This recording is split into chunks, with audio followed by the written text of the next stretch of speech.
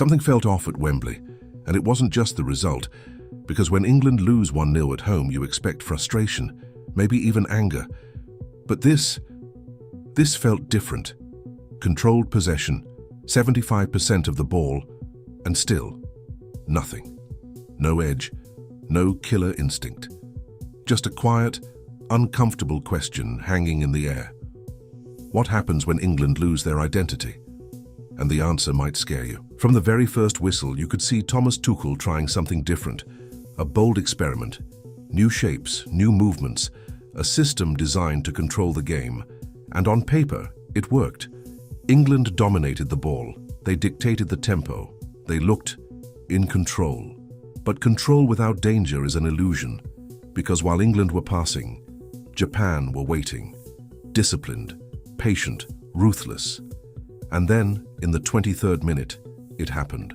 One moment, one lapse, one precise movement from Kaoru Mitoma, and suddenly Wembley went silent.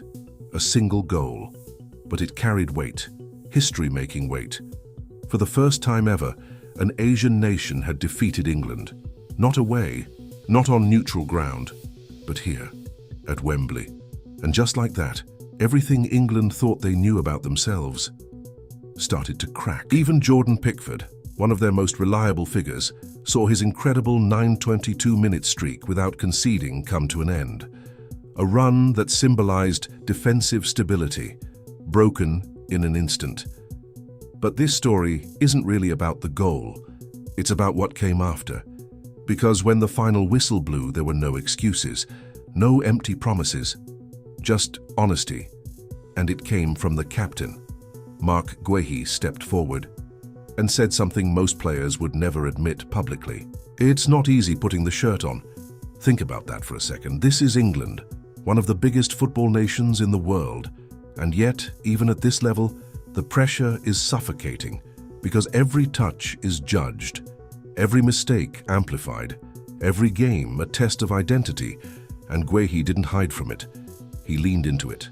He talked about perspective, about why games like this exist, not to celebrate, but to expose, to reveal weaknesses before it's too late. Because the truth is, friendlies like this aren't just games, they're mirrors, and what England saw in that mirror wasn't comfortable. Without Harry Kane, something was missing. Not just goals, not just leadership, but presence. That invisible gravity that pulls defenders out of position. That sense of inevitability. England didn't just lose a striker, they lost their reference point.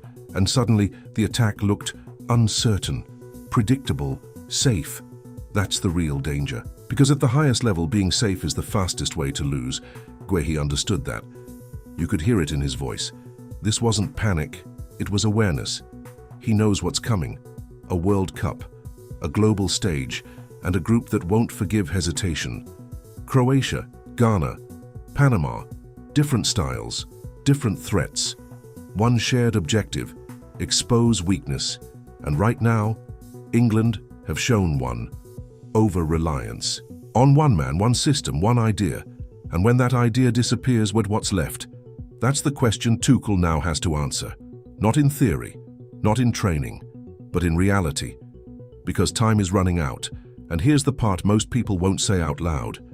Losses like this, they can destroy a team or they can define it. There is no middle ground. Either this becomes the moment England wake up, adapt, evolve, or it becomes the first crack before everything collapses under pressure.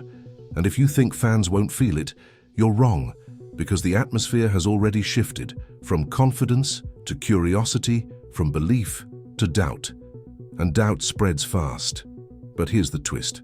Sometimes you need a loss like this, a controlled fall, a calculated failure, because it forces honesty, it forces change, it forces unity. And that's exactly what Guehi called for. Stick together, learn, move forward. Simple words, but incredibly hard to live by when the pressure hits. So now, everything comes down to the next step, not the next game, the next decision. Who makes the squad? Who steps up? Who replaces what Kane brings? Who adapts? And who gets left behind? Because at the World Cup, there are no second chances, only consequences. And right now, England are standing at a crossroads. One path leads to redemption, the other to regret. The question is, which version of England will show up when it really matters? If you're watching this and you think this loss is nothing, think again, because sometimes the smallest cracks lead to the biggest collapses or the greatest comebacks. There's no in-between, so tell me, do you think England just had a bad night?